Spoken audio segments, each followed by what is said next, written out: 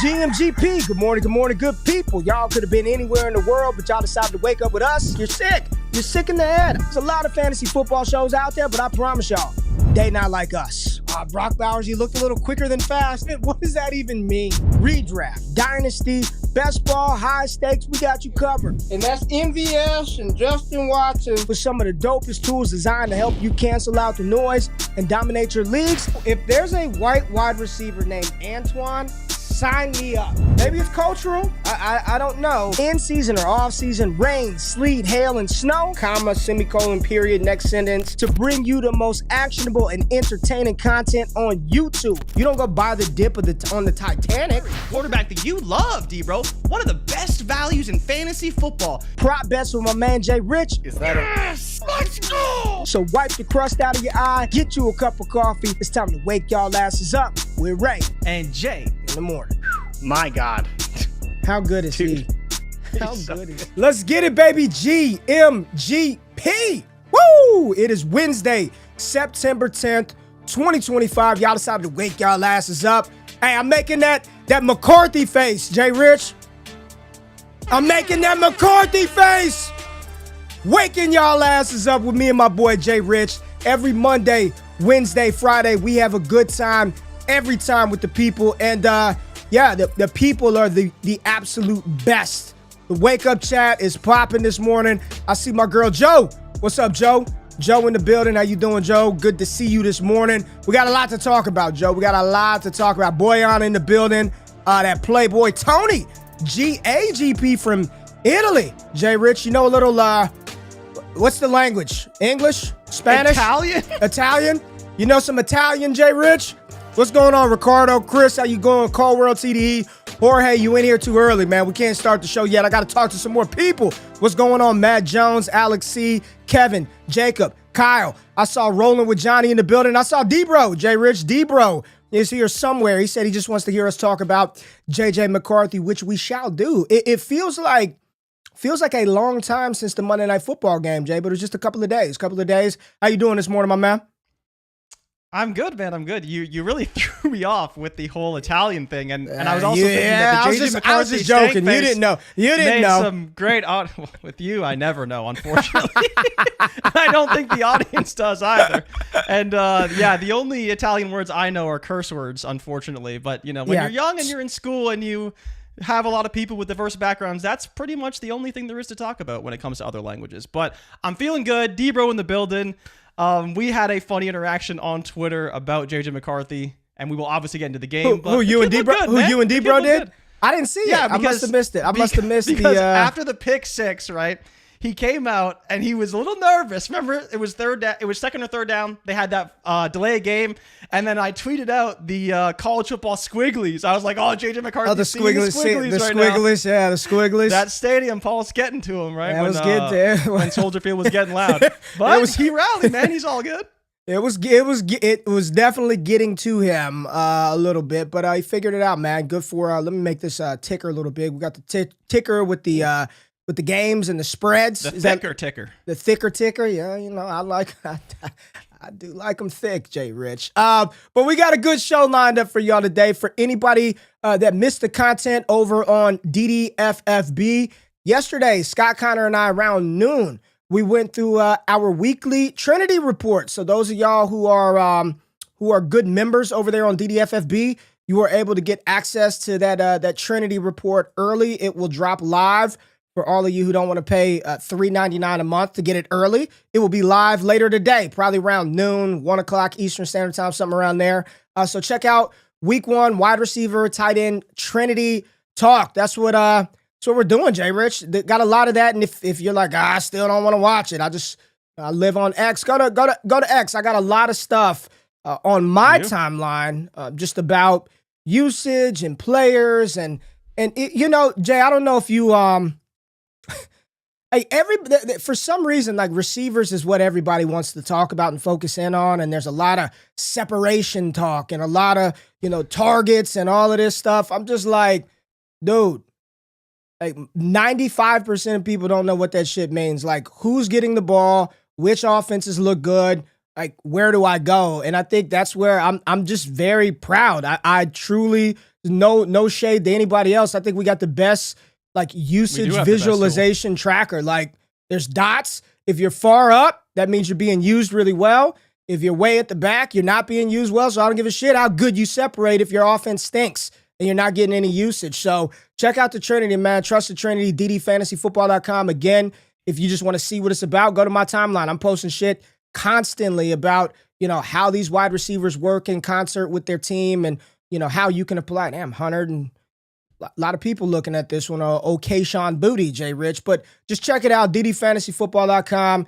And if you got any questions, jump in the Discord, man. We got a lot of good stuff going on over there. Shane's videos, the Shane Says that used to live on the YouTube channel. Man, we're giving so much damn content out for $7. So if you're like, I don't want that damn website, I just want the community, patreon.com/allgas, get you access to our community. Me, Shane, like we actually are in there. Some of these Discords, Jay Rich, the people don't ever fucking show up, right? They don't ever be in there. Like we are in there conversing and talking a lot all day, every day. Voice chat is dope, man. So get in the building, Jay. But we got to talk through some injury news or updates. Is that what we're going to call it? Xavier Worthy, Jay, give us the news, the latest on X.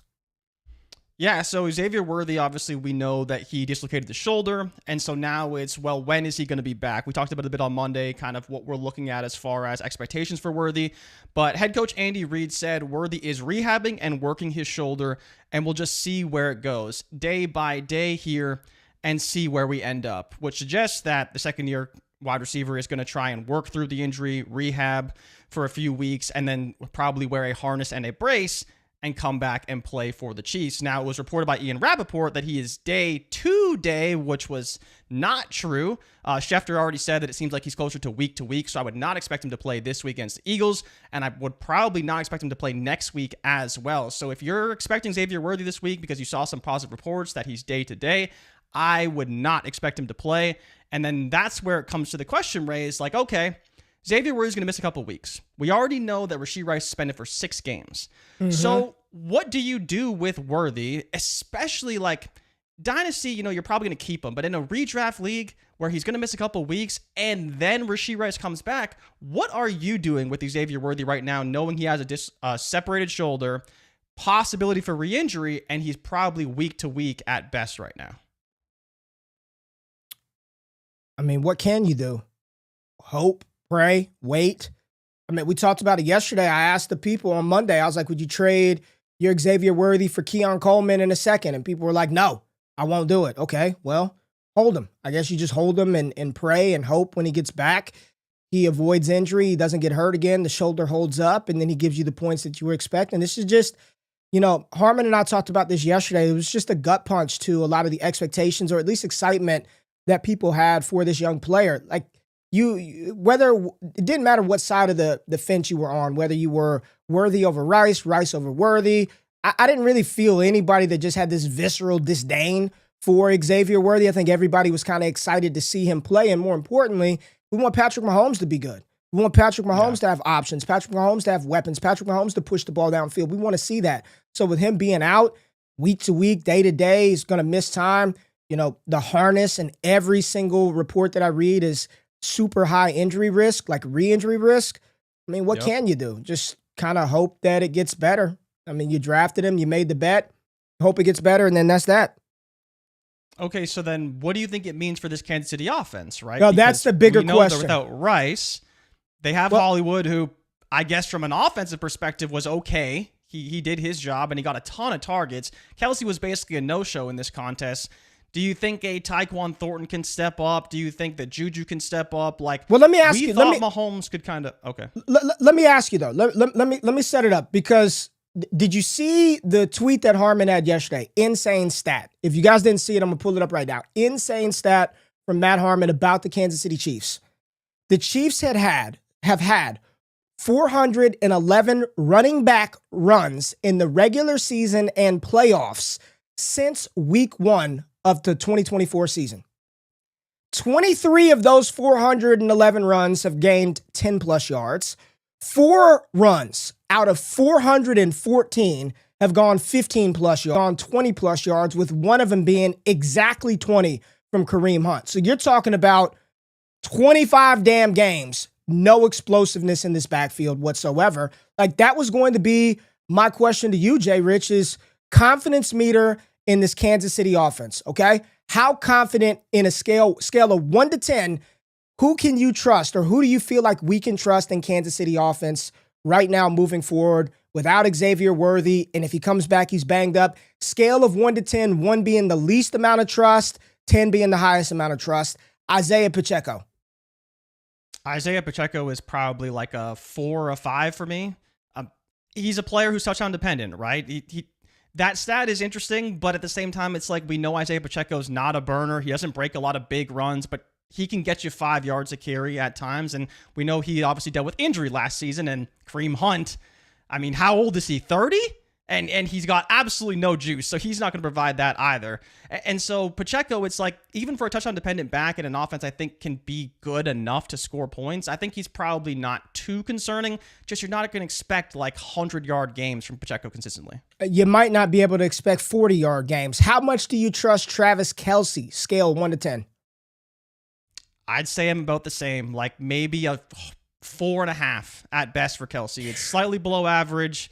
I wouldn't say I trust him. It was the perfect game script for him to show he's still good enough to support the offense when the pass catchers are down, and he did nothing of the sort. Now, I do want to look into this more because, like, Derwin James plays Kelce very, very well, and no one really talked about that, at least in what I've seen. And, like, these guys play each other twice a year. They're very familiar, and James gets the Kelce assignment every single time. I'm sure Kelce still got the best of him at times, but if he's not at his best, I think Derwin James can take him out of the game. So I'd be curious how he looks this week against the Eagles, where they don't really have a specialist like that who can be as physical with Kelce and take him out of the game. Scale of 1 to 10, how much you trust Hollywood moving forward? In the short term, I would say probably like a 7 or 8.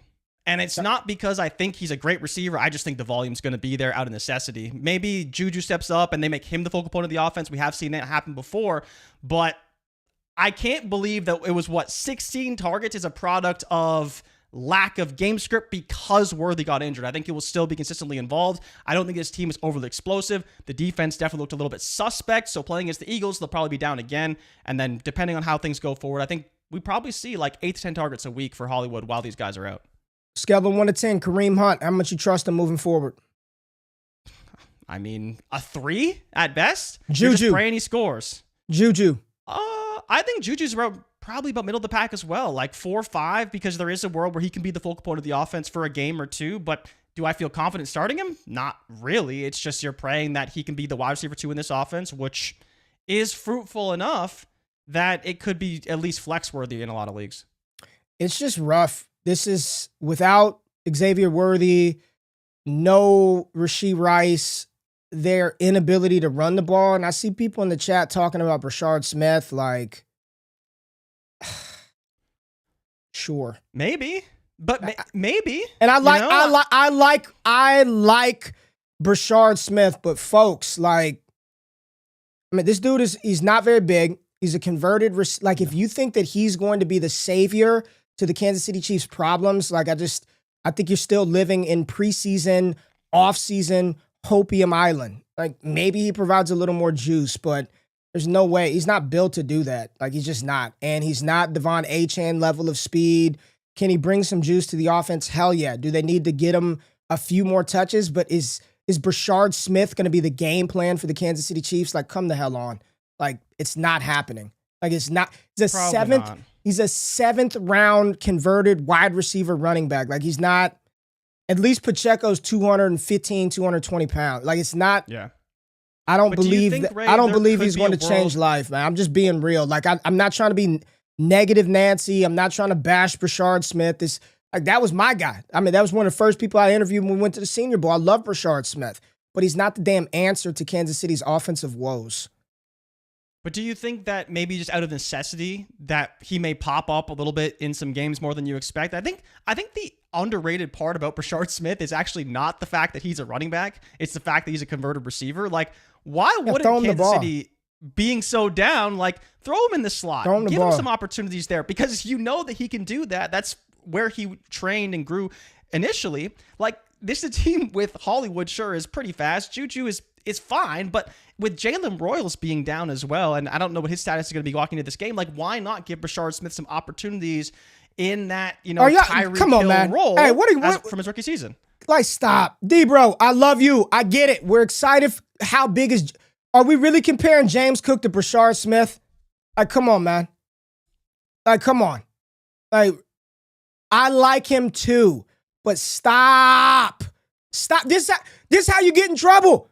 This is how you get in trouble in fantasy football, right? Let it happen first. Like, let it happen first. But, like, come on, man. You know who's next man up? Goddamn Kareem Hunt. That is next man up. Probably. Whether you like it or not, that's next man up. It's Kareem Hunt. Should they throw him the ball some more? Sure. But I just think this offense is in big trouble. They can't run the ball. Like, they can't run the damn ball. And then you lack a bunch of explosive playmakers on the outside. So I like Brashard Smith too. Trust me. But come on, man. Jay Rich, George Kittle got hurt. Well, he got put on IR, man. Are you calling it on George Kittle for 2025, Ray? Hamstring injury, IR. Now, to be fair to the Niners, they have 4 games in the next 23 days. So, makes sense why they're just going to put him on IR. He's probably not going to be back in time. They have 4 games in 23 games? I'm at 4 games in 23 days? Because they have Thursday Night Football in would be week 6, I think. Wow. So, it's the last game is the Thursday Night Football game. And that's why they do have that 4-game stretch in a shorter period. But he's on IR. He's a lot of people's tight end 1 for the season. Yep. Hamstring injury, so there is risk of re-injury because it's soft tissue. I mean, where do you start with Kittle specifically? Like, would you trade for him? Would you trade him away? Is there any point of doing anything with him but just waiting to see till he comes back? Or would you actually make a move to go and get George Kittle right now? Because at some point he's going to be back, especially by the fantasy playoffs, he should be fully healthy and ready to go. It's another just gut punch. And the crazy thing about this injury, watching it wasn't like he ripped off a 50-yard run and was opening it up. Fools, you know what I mean? It just kind of happened. Soft tissue injury for what's Kittle like right away. He knew it was like, this is not good. For what's Kittle, 31, 32 years old right now, 31. He's awesome when he's on the field. It looked like he was on his way to a big day for San Francisco. Now he's going to miss the next 4. 32. I guess long term, I don't really mind. Like, if I can get him on the cheap in Dynasty, sure. Like, cheap. But this season, like, would you flip your... I mean, I doubt you could flip Kelce, but could you flip, like, Kelce in a third to go get Kittle? Not a chance. Probably not, right? Not a chance. You have to pay more than that. This is just unfortunate. And they have signed Kendrick Bourne. They're praying Brandon Ayuk's knee is okay because Brock Purdy has, like, who's he have to throw to right now? It's Christian McCaffrey. His CMC is Ricky Pearsall. So we're just, and outside, and before that, what was that, 40-something yard catch? Like, Pearsall wasn't doing much in the game. It was like 3 for 40. I think he only had 70 yards total. It wasn't. So. Yeah, I don't really know. This is just unfortunate, Jay. It's unfortunate. Hope Kittle gets better. I hope he could come back down the stretch and help us out because we'll need it. We will definitely need it from a tight end that we were drafting very high. I know a lot of people have a lot of Kittle on their best ball teams, and we're not going to see him for 4 games. And we're hoping that when he comes back, everything is healed up and he's good to go and he's regular George Kittle. What else we got, Jay? Same team. I mean, yeah, same team. It just keeps stacking up with Brock Purdy dealing with a left shoulder injury and apparent toe injury, which is really the bigger injury that apparently is plaguing Brock Purdy heading into week 2. Now, he's uncertain apparently for this game, and we'll kind of see how he progresses throughout the week, but there is a potential for Mac Jones, Ray, to finally get his first start with the 49ers. They are playing the Saints. Mac time! So that's the big thing here. It seems like a situation where Brock Purdy, a little banged up, probably would go if they're facing against a good team, but maybe there's a world where playing against one of the worst rosters in the NFL, they decide to sit him. The defense does their thing like they did last week, and they just kind of survive in this contest without Purdy. Now, I think he is going to play, But do you have any concerns about the offense, knowing that Brock Purdy might not play, obviously without Kittle, and the plethora of injuries because Jennings also may not play in this contest? No, I think I saw a report this morning that Jennings is okay. He's day-to-day. He's okay. So we're just waiting to get the confirmation. Lake City Fresher, they get Jordan Watkins and D-Rob back. D-Rob will help. I think he's back in week 4. He's got to miss the first 3 games. First 3 games. He'll be back in week 4. That will definitely help. Who were you asking me about? I was asking if you're worried about the offense. Yes. Right? Yeah, because of Purdy potentially being out. But do you think they can beat the Saints is the real question here. I don't know. The Saints were pretty good offensively. They did a good job. They did a good job off. They did. They put up 13 points. But they moved how they played. Like Rattler wasn't ass. He was not ass. I went back and watched it. Because I did not watch that game on Sunday. Had to watch it for data dump on Yahoo. Check me out on Yahoo every single Tuesday with Matt Harmon. Like offensively, they weren't awful. They were not. They were. Can they do that against they were not the worst defense? I'll say this, they weren't the worst offense on the week. They were not the worst offense on the week. They weren't the worst team on the week. They weren't. And I agree with you there. Like, I don't think they're terrible, but at the same time, doing it against Arizona's defense, and clearly you watched the game, feel free to comment on they beat the how Saints. you feel about how Arizona's they beat the Saints. Looks. They beat the Saints with Mac Jones. Kyle Shanahan gets his guy from 2021. Instead of trading those 3 firsts for Trey Lance, he should have just took Mac Jones right there from where New England took him at pick 15. Yeah, but it's a little concerning, Jay Rich. It is a little concerning, but here's the thing. Wheels up CMC. I mean, is Christian McCaffrey's season. With Mac Jones, probably?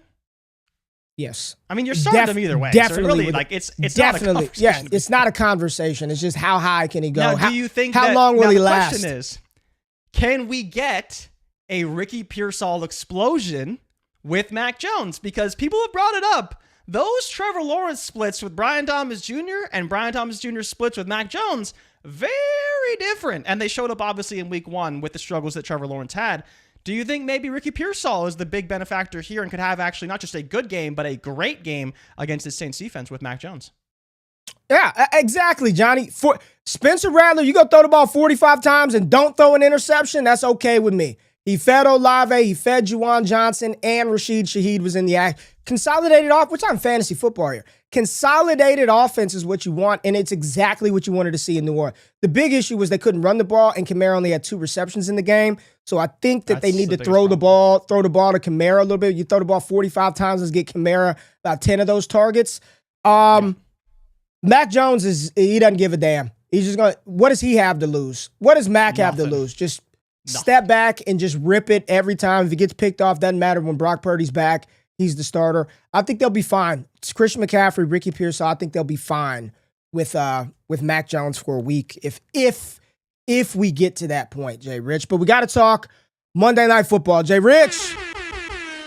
Woo! A battle of the 2024 quarterbacks, man. We got the number 1 overall pick, Caleb Williams, in his debut versus Kevin O'Connell in his new quarterback, JJ McCarthy in his NFL debut. Not a rookie, but rookie start, right? He didn't play first start, so rookie vibes for JJ McCarthy.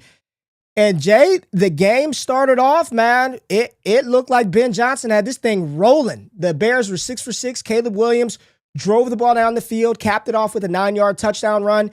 It was the first time since 2018 the Chicago Bears opened their season in their opening drive scoring a touchdown. And I believe in the 2018 season, they ended up winning 12 games that year where they opened the season off with a touchdown on the opening drive. Caleb finishes the first half. I believe he was 13 for 16, over 100 yards, 1 rushing touchdown. He had like 32 yards on the ground. JJ McCarthy, going into the final drive before halftime, Jay Rich, my man had like 20 passing yards. And then he hits Jalen Naylor down the field for like 30 to bring it up a little bit. They kick the field goal. They go into half. But he was awful. I mean, it looked like the lights were too bright. The moment was too big. What does Coach 30 say? Pissing down his leg. I don't care how much of a fan you are. As a McCarthy truther, you were sitting back like, oh man, this ain't gonna end well. And you know, this This was an island game. It wasn't buried on the multi-box to where maybe some people didn't see it. I mean, your butthole was clenched tight because the takes were taking. People were going, not me, people were going all off the rails. This dude's a bum.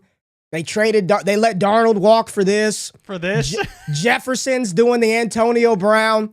It was scary hours. Then, Jay Rich, the second half happens, and he's still pretty bad, right? Third quarter, it's still looking sketch, man.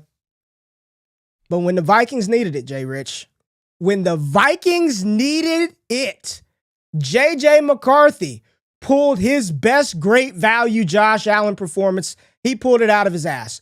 3 touchdowns in the fourth quarter. Jay Rich, he set an NFL, a new record. The first player in NFL history to score 3 touchdowns in the fourth quarter in his debut. First player, J.J. McCarthy did that, Jay Rich. Brought his team back on the road in Chicago.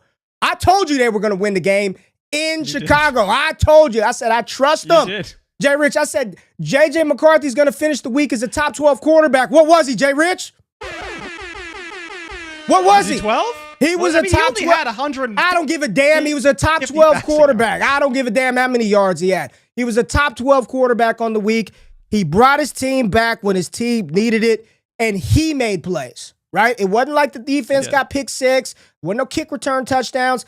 I mean, he got to step up in the pocket, drill the ball to Justin Jefferson. He's utilizing his legs. It wasn't clean.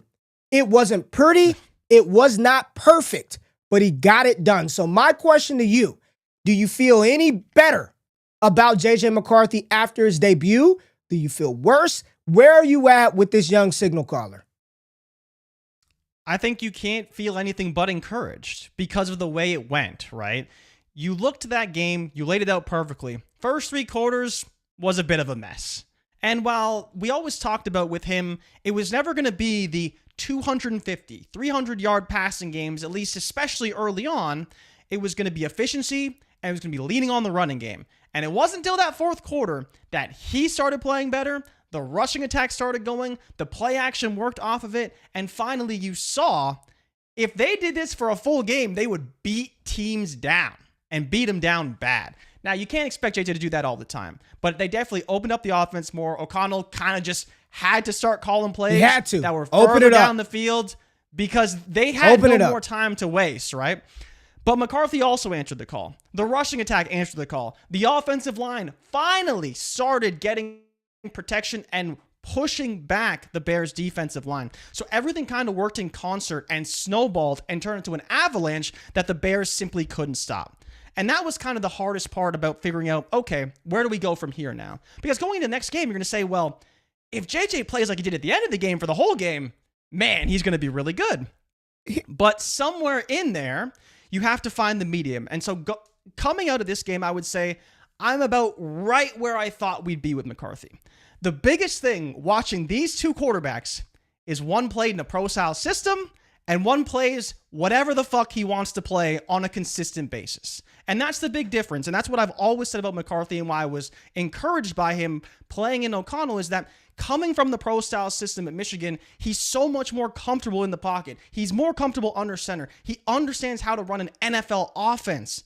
And that's what showed up every single play, whether it was a good play or a bad play. His footwork, his mechanics, and the way he delivered the ball was consistent regardless of the outcome. And finally, when the play started opening up, the confidence grew, and the throws were being made, all of those things catapulted them to a victory.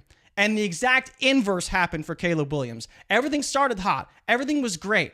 But then when things got shaky, much like Debro talked about, credit to him, in the preseason game against Kansas City, he hit the skids, and so does the offense, and that's what was the result of the game. It was 2 quarterbacks that played 2 completely different styles of football, and one who is mechanically sound and does a great job staying poised in the pocket and doing his job consistently versus a player who simply doesn't do that in almost any fashion. And once things got bad for Caleb, they just completely snowballed from there. And Ben Johnson's face on the sidelines emulated that every time Caleb missed a throw, every time he ran out of the pocket, every time he took a bad sack. It just, every time you're like, okay, can Ben Johnson rein in this quarterback? And the answer was, in week 1, absolutely not, because those tendencies, everything he does wrong showed up once again, and it's the reason they lost the football game. I do want to touch on some other players for the Vikings. How you feeling about Jefferson moving forward? You feel good? You feel like this is not Jefferson this is not that. I do think McCarthy's still gonna he's a rookie, right? So yeah. He's gonna have some struggles, and I expect that along the way. But do you think Justin Jefferson is gonna return top 5 pick value? Is he gonna return the cost that we paid for him? I would be pretty surprised if he returned top 5 value. I think the better question is, can top he be 5 overall? Overall, receiver? I think he could be a top 12 receiver. Yes, absolutely. I still think he's the primary there. He didn't throw the ball a lot. McCarthy didn't throw it a lot. 20 attempts, and I think this should be the norm, right? Like it's not much different than talking about. It's a higher end comp. Like, I'm not saying Zay Flowers and Justin Jefferson are comparable, but their quarterbacks both threw the ball 20 times. And if JJ struggles at all in any game to get the ball to Justin Jefferson, and he finishes the game with 4 for 44, you're like, oh man, JJ 4 for 44. It's not good enough for him, right? And those games are going to happen, but you hope that they find a way to kind of find a better balance. And I'm curious kind of how this all is going to work out, because I'm not going to say that Jefferson can't be top 10. But I think right around that 7-8 range, you're like, well, I don't know if he can push all the way to 7 or 8 or 5 or 6, right? Because good players are going to be ascending, and there's better offenses out there for the passing game. So we'll see. But it's all going to depend on McCarthy. It is. And I do think the missing piece from this offense is Jordan Addison. If you have Jordan Addison in this game, I think they destroy the Bears. Because Adam Thielen is not Jordan Addison. And while I don't think Jordan Addison's a great receiver, he just provides another element that elevates the offense, that helps JJ McCarthy, that I think can do enough to where you wouldn't notice it on the field consistently. Like Aaron Jones should never be leading the team in receiving. Debro said that some people are saying that Jefferson didn't quite look 100% out there coming back from his hamstring injury. We know he missed some time in the preseason through training camp. And Keegan, my God, Keegan, you know we love you, man. You are here every freaking time we are live. He said that JJ McCarthy didn't look that good. He did nothing. It was everybody else. McCarthy he didn't do a damn thing. That's what Keegan said. I thought Jordan Mason looked incredible. I love him. I think he's great for this offense. Physical rushing presence. TJ Hawkinson, you're talking about bringing Addison back. This is not an indictment on McCarthy, but this is a rookie court. He's not supporting 3-4 pass catchers. It's just not happening. No. There's no way that's going to happen this year, and that's fine. My big thing with him is I want his development to be good. He finished inside the top 12. He got Justin Jefferson the ball to kind of score the touchdown, really save his fantasy day. If he can just do those two things, him score and get Jefferson the ball, I think we'll be good. Whatever else we get off of the offense, we'll take it. But I do think there'll be some, for all of them, right? There'll be growing pains for first-year starters. But for him to play to do what he did in the fourth quarter, and you could say it wasn't that much. He didn't throw the ball 21 times like Josh Allen. He got the damn job done on the road in Soldier Field versus a divisional opponent in his very first game in the NFL with playing limited time in the preseason. Very impressed with JJ McCarthy. Other side of the ball, you touched on it already. Here's the thing with Caleb. You can dog him out all you want, but he was QB 8 on the week? QB 9 on the week? QB 8? He was a top 10 quarterback. He was. He's going to scramble. He's dangerous with his legs. I believe this game, he had the most scramble attempts of his young career. He didn't scramble as much. He had the most scramble attempts of his young career on Monday Night Football. The on-script stuff was really good, but the thing that plagues Caleb, and what do I always say, Jay Rich? A leopard can't change his spots, right? He is who he is. This is what he's been since Oklahoma. Since the time he took over for Spencer Rattler in the Red River Shootout, this is who Caleb Williams has been. This is who Caleb Williams was. This is who Caleb Williams will be. I don't think there's a Ben Johnson in the world that's going to stop him from doing some of that stuff. I don't. If you don't like it and you don't want to deal with the volatility, But if you think he's just going to drop back 35 times and just kind of stand there and throw the ball and slide up in the pocket, he's never done that. He's never done that. I do not believe it's changing. There were a lot of clean pockets for him last night, on Monday night. And he would bail. He's running all over the place, man. He's got that big ass undershirt on that doesn't do him any kind of aesthetic. It doesn't help the look. Negative he's aura. And he's just running around. I'm like, dude, throw it, right? Harmon pointed this out yesterday. He's avoiding the middle of the field. Doesn't want to throw in the middle of the field. Everything is out to the sideline. It's out wide. The offense, there's pieces. There are really no excuses. I cannot make an excuse. He's got a litany of weapons at his disposal. Yeah. The receiving core is great. Moore looked good. Odunze looked good. Zaccheaus looked good.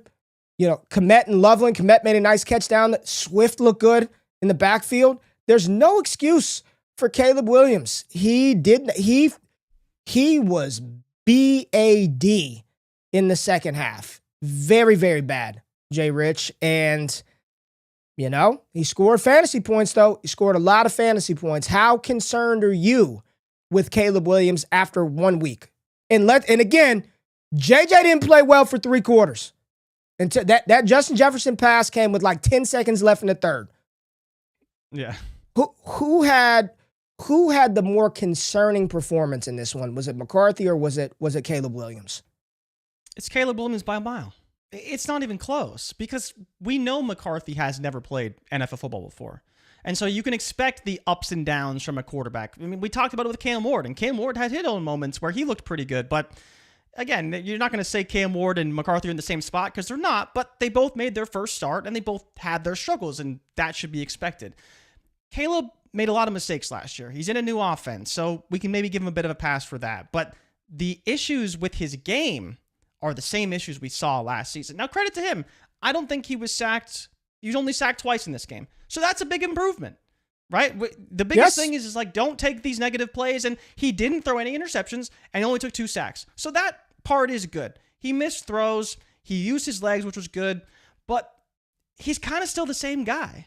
And so while I think that maybe the coaching of the mistakes has definitely improved, and we kind of saw that a bit in week 1, I think it's just because they weren't so bad that we need to highlight them, right? Like, it's a positive that he didn't make like a really stupid Will Levis level mistake. Even though that pass where he's falling down and throwing it like basically level with the turf like he's Patrick Mahomes looked pretty stupid in the moment.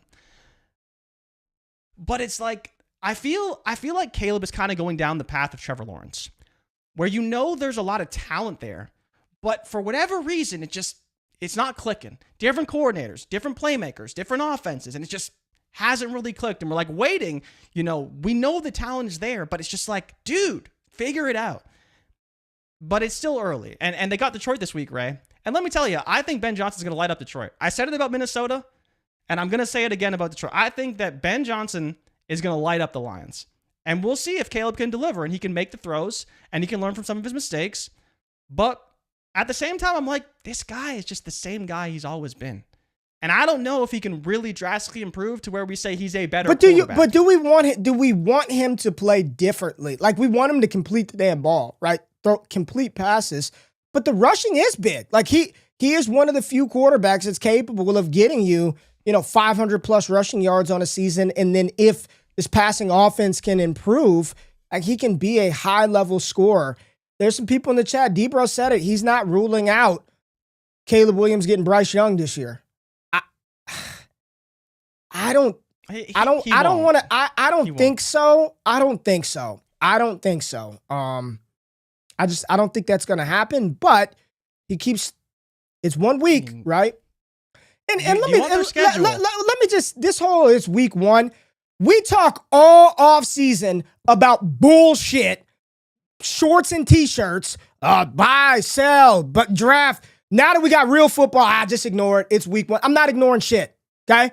I'm not making wholesale sweeping conclusions, but you damn right we're going to react to what we just saw. We're going to talk about what we saw because it's actual information to be processed, not information to be written in stone that this is what it's going to be for the rest of the season. But like this loss, it counts on the Bears' overall record. The wins count. Like this is real football being played. So you're damn right. We're going to talk about our feelings from what our expectations were coming in to what the reality actually presented itself on the football field. Rome Odunze led the team in fantasy points. That happened because he scored the late touchdown. Where best play design I saw Chicago run. Great play. Odunze was wide open down there. 6 for 37 is just that is not encouraging, right? He led the team in routes. He was the guy. He was out there. Caleb's got to play better. I still feel good about Odunze. I think Zaccheaus, we talked about him being a late best ball stash. I'm more concerned about maybe Colston Loveland. There were people who would give me Loveland over Tyler Warren. I don't think there's a soul who would do that right now. I don't think there's a soul out there who would do that right now. My question to you is, do you think people would take Harold Fannin over Loveland right now after 1 week? For this season, I could make the case, yeah. Beyond that, we'll see. Here's what Caleb ain't finna do. Moore, Odunze, Burden, Loveland, Zaccheaus. He ain't support. There's no way. There's no way he's about to support all of that. There's no way. He's probably supporting one weekly, maybe two, on low volume and a touchdown. Right? Like, I think you're looking at a Bears offense that is very touchdown dependent. Although I do want to say that, like, DeAndre Swift seems like the guy. I thought some people said he didn't play. I thought he was fine. I thought Swift played well. Dude, he had 17 carries. Yeah, he got the ball. He still had 5 targets. He was the guy. Like, he was the guy. Even if he doesn't score, like, I'll take that from a running back. That's 20 opportunities. The only guy who got a carry outside of DJ Moore. Like, I'll take that. Jay Rich. You should take that. What's up? Jay Rich, 2024 QB class, week 1. Now we've seen them all play. They were drafted in this order: Caleb Williams, Jayden Daniels, Drake May, JJ McCarthy, Michael Penix, JJ McCarthy, Bo Nix. That was the order they were picked. 1 week in, we're gonna put this out there. If you had to redo this list, realistically, how do you think it would go? The NFL is redrafting the 2024 QBs right now. First one would be Jayden Daniels, no question, right? Yes. JD5 would be number 1. He would get picked number 1 overall. Would Caleb go 2? No. I don't think so. I don't think so. Who do you think would be the second quarterback? Is this from a NFL perspective? NFL. Like how would the starting quarterback? How would the league draft these guys today?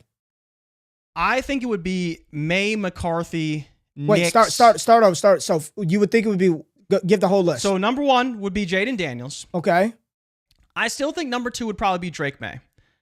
Number 3 would be JJ McCarthy, 100%. Now, after that, the question is, do you buy into Nix from last season or do you buy into Nix from week 1? Where would you put him? I tend to think I would take Nix ahead of Caleb Williams today. Even after how bad Nix looked week 1, it's not like Caleb looked fantastic. So at that point, we have Jayden Daniels, Drake May, JJ McCarthy, Bo Nix, Caleb Williams, and then Michael Penix would be last for me. You think Penix would still be last? I think Penix would still be last. Penix has looked good at times, but I think when you look to all 5 of the quarterbacks ahead of him, they do have a rushing dimension that Penix clearly does not have. Now, he showed it a bit week 1. Stretched for a touchdown. It was great. But I think the problem for me with Penix is that a bit of it is the Atlanta offense, and I don't really like what Zach Robinson's doing. They do have injuries, and that's a big concern. We haven't talked about Drake London, who may not play this week. But I think I have to have Penix at 6 still because he just hasn't shown me enough. And I'm just going to, once again, bet on the talent that Caleb Williams has ahead of Michael Penix, who has a lot of talent, but it's mostly one-dimensional with the passing game. It's definitely JD5, number 1. I would probably go Bo Nix, too. I would go Nix over May. Really? So but do you think I would go Nix over May But do you think Bo Nix is a widespread pick? Because we know that was Peyton's guy, but it seemed like he was just Peyton's guy, and there wasn't a lot of widespread love for Bo Nix. That's the only reason why I wanted to push back a bit on Bo Nix at 2. Yeah, that's fine. I think he's got the great defense. He has the great offensive line. Here's how I would do it. In a neutral environment, I think it's a lot closer. I would go JD5, Bo Nix, JJ McCarthy, Michael Penix, Caleb Williams, Drake May. Drake May would be last for me. Drake May would be the last quarterback. I'd still would take Caleb over him. I would take Penix over him. Drake May would probably be last for me. A lot of it is. Why is Drake May last for you? I just like the other guys better. I just like the other guys a little better than Drake May. That's all. It's not really a knock on May. I'm not out on Caleb, man. I'm still. There's so much clearly out on Drake May. Like you need to support this a little bit. You can't just drop Drake May last. Like he's easily in one of the worst situations. So like give him a bit of credit. I do agree with you. May was bad, and I talked about it on Monday. Like you can't let him throw the ball 45 times and expect good things to happen. Would you take? You're out on Drake May. Just say it. I need you to admit you're out on Drake May. I'm not out on Drake May just because I put him 6th. He's still first rounder. You put him behind Michael Penix. What have you seen? What have you seen from Michael Penix? He's played 4 games, and he's lost most of them, if not all of them. He looked pretty good to me on Sunday. Really? He looks pretty good. He can throw the ball. Yeah, he can throw the ball. That's the only thing he can do. That's what I want my quarterback to be able to do. He can move around. He scored a rushing touchdown. Since when did we switch arguments and I'm the guy vying for the rushing quarterback and you're the guy vying for the pocket passer? Listen, man. Would you take Cam Ward over Caleb Williams right now? Yes. You would take Ward over Caleb. 100%. 100%. People can say that Cam Ward didn't look good in the first start, but like, it's Denver on the road. Denver is so good. And Cam Ward makes his own bad mistakes, but I think if I'm betting on one thing from Cam Ward, it's his natural arm talent that Caleb has. Everybody loves that arm talent. But it is not the same. It is not the same type of arm talent. And so I'll just bet on Cam Ward's arm talent. All right. We got to go to a quick break. We'll be back and talk through the Thursday night game as well as a contract signing, a trade, and a lifted potential suspension and how that might impact a backfield. Hit the thumbs up button, like the stream. We'll be back after the break.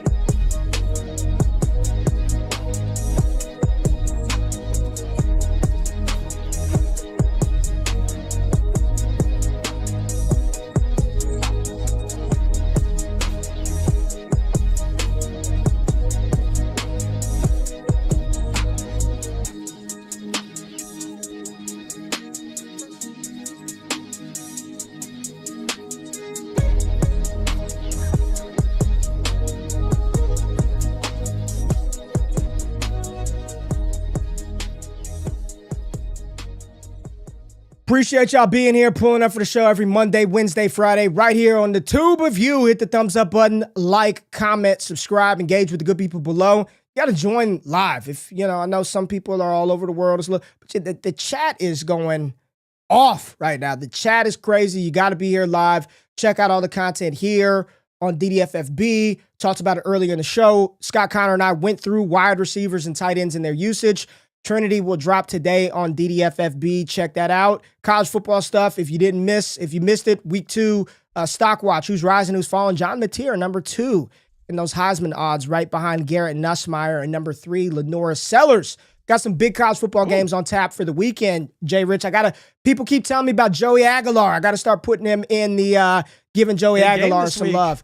Big game this week for Joey, man. But Jay, we had a big trade. Maybe, sort of, kind of. Big trade. Tank Bigsby traded from the Jacksonville Jaguars to the Philadelphia Eagles. Will Shipley is out 6 to a lot of weeks potentially for Will Shipley. He's got that long. Yeah, wow. Broken rib.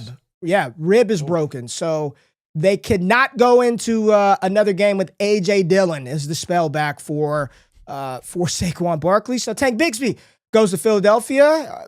We can kind of end who the RB1 is in Jacksonville, but this clears the way for Bajal Tutin and LaQuint Allen. Jay Rich, Travis Etienne, no doubt, is the guy. So all that talk about Bigsby overtanking him, it is Travis Etienne. Who does this benefit the most? Etienne, Bajal Tutin, or LaQuint Allen?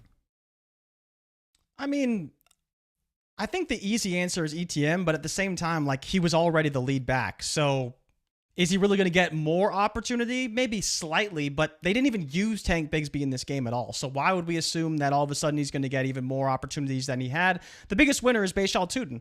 This is a player that people have been touting all offseason. Size, speed, freak, great speed score, very elusive, broke a ton of tackles. Believe he broke the Virginia Tech record for rushing yards in a game.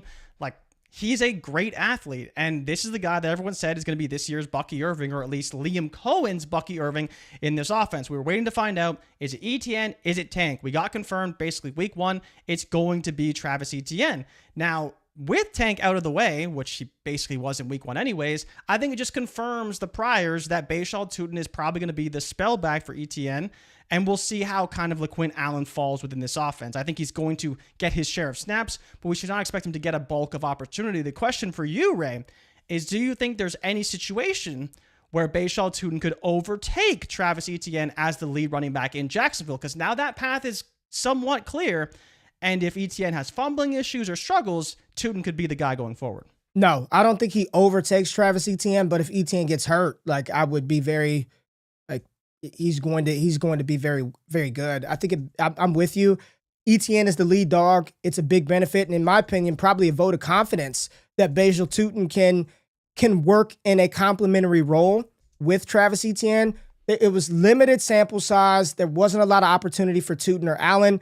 When Allen did come in early in the game, they threw him the ball. Tutin didn't get any targets, but again, they were on the field for probably 10 snaps each. So hard to really take anything away from it. But this week will be a good sort of test to see how they're going to use these 3 running backs.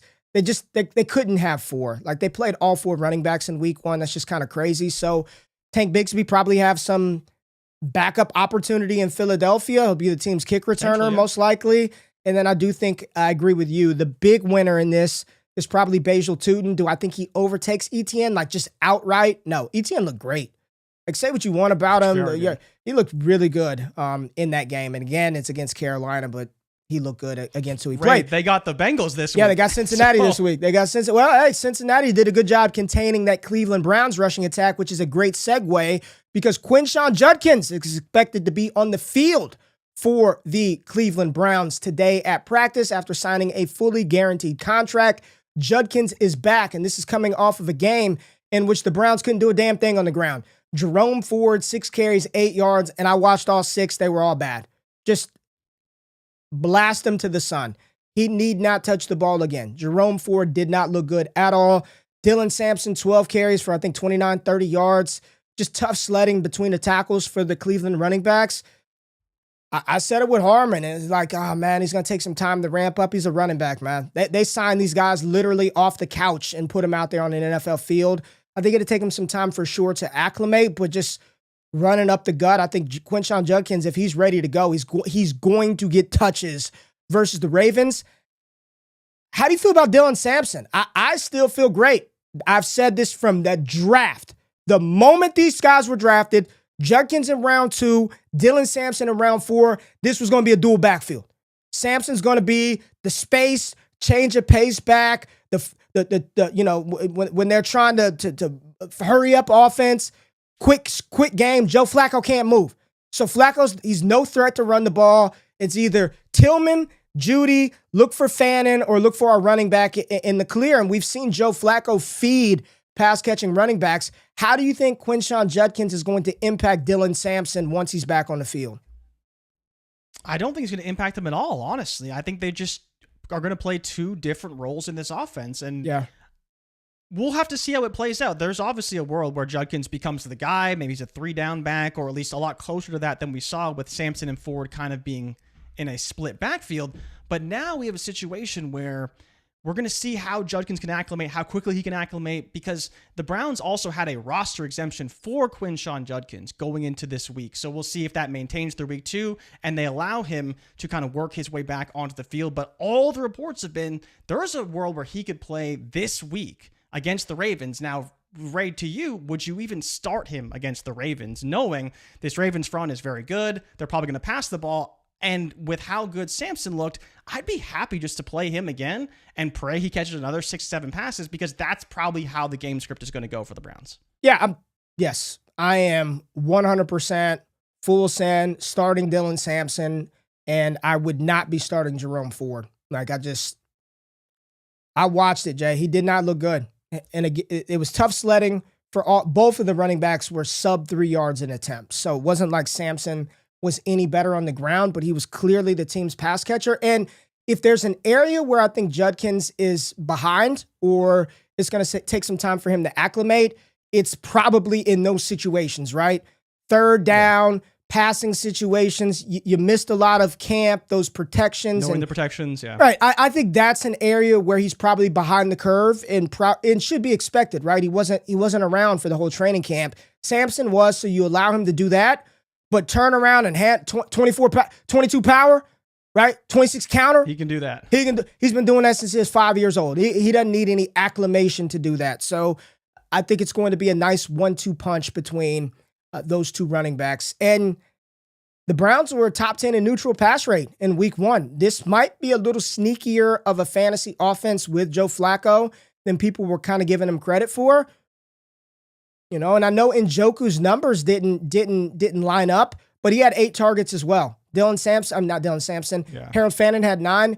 Njoku had 8 of them. So it wasn't like he was just completely an afterthought in that game. But Jay, we've got football tomorrow night, so we've got to talk about the Washington Commanders and the Green Bay Packers. Jay Rich, the Packers made a move yesterday to just complicate just an already nasty situation, a nasty wide receiver by committee room.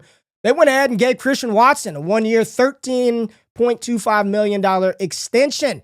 Christian Watson extended. Whew, a wide receiver room. Really care? Well, when people were putting Matthew Golden as the team's number 1 receiver and he was the number 4 receiver in week 1, maybe this signals Romeo Doubs is out the door, but you still have Jayden Reed who somehow, I mean, they gave him the super soldier serum. I don't know what they gave him, but he was good to go. I mean, he's just out there running around, hobbled and scoring touchdowns. Wicks is still out there. You've got Romeo Doubs, Tucker Kraft, Christian Watson.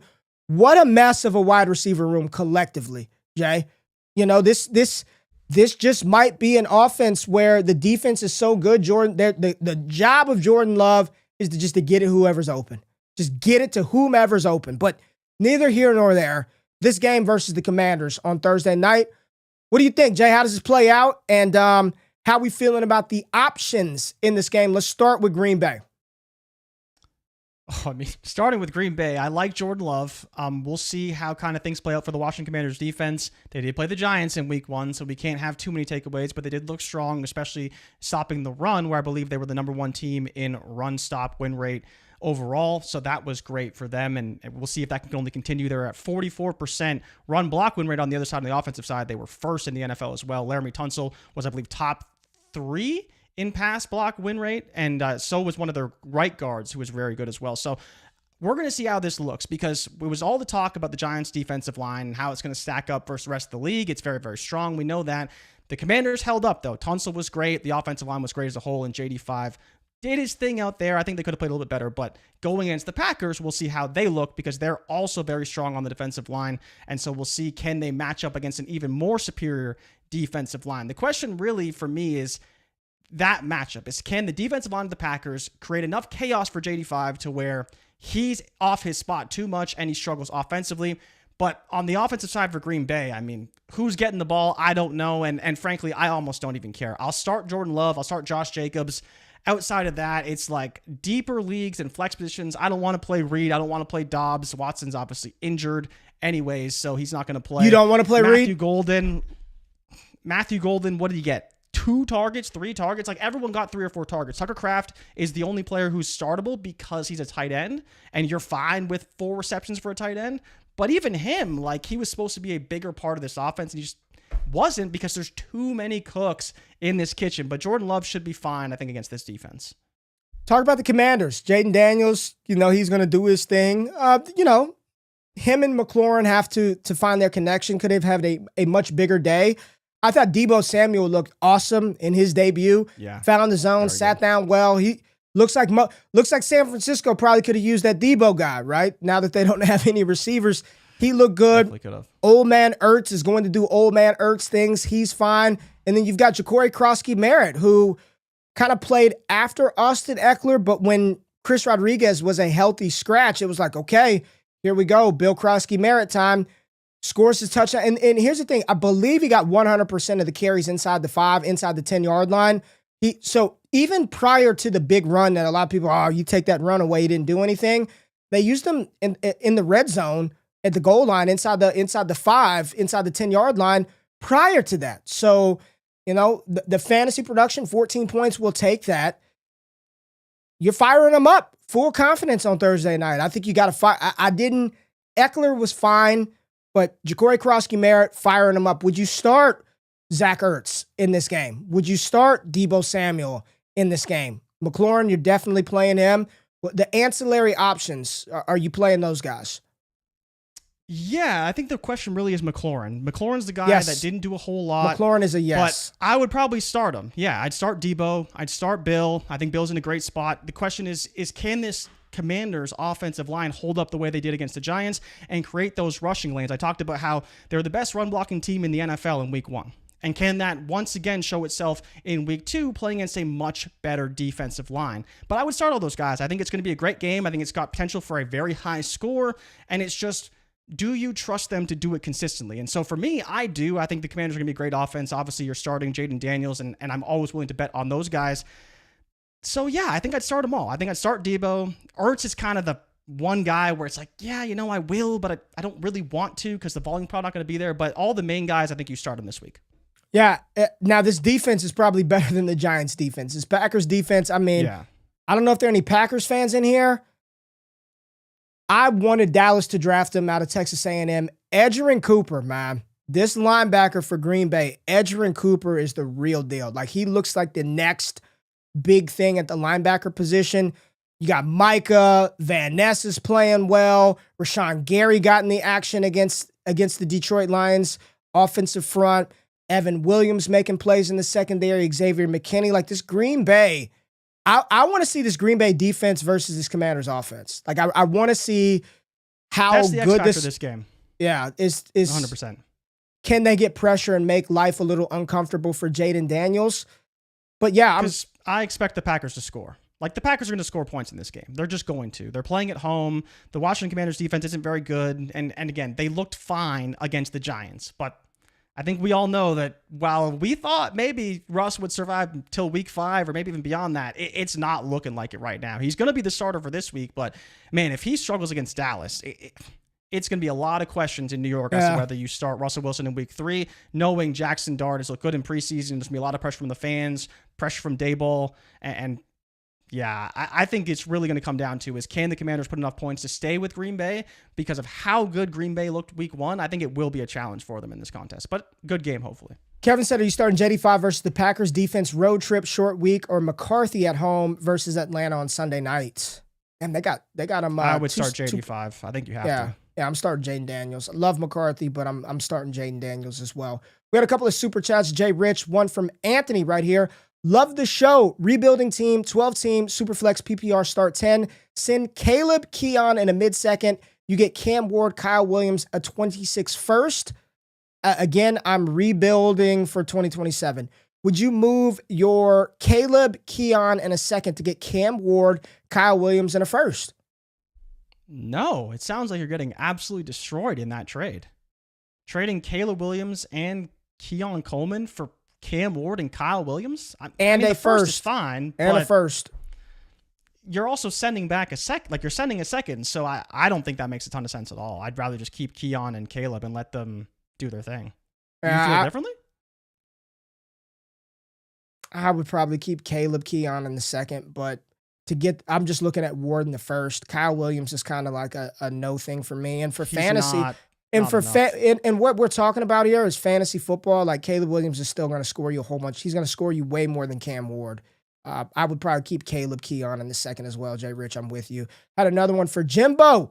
Shout out to my dog Jimbo. Jimbo said JuJu or Fannin PPR. JuJu or Fannin?